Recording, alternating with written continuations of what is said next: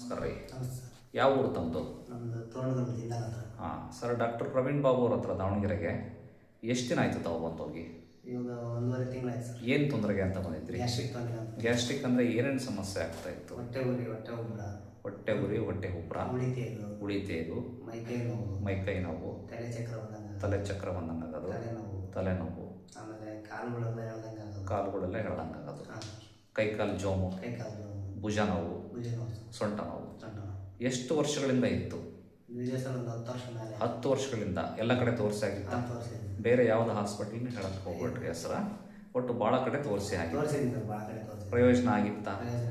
ಹಾಂ, ಇಲ್ಲಿ ನಮ್ಮ ಮೆಡಿಸಿನ್ ನೀವು 1 ತಿಂಗಳಾಯ್ತಲ್ಲ ಸ್ಟಾರ್ಟ್ ಮಾಡಿ. ಈಗ ಹೇಗಿದ್ದೀರಿ?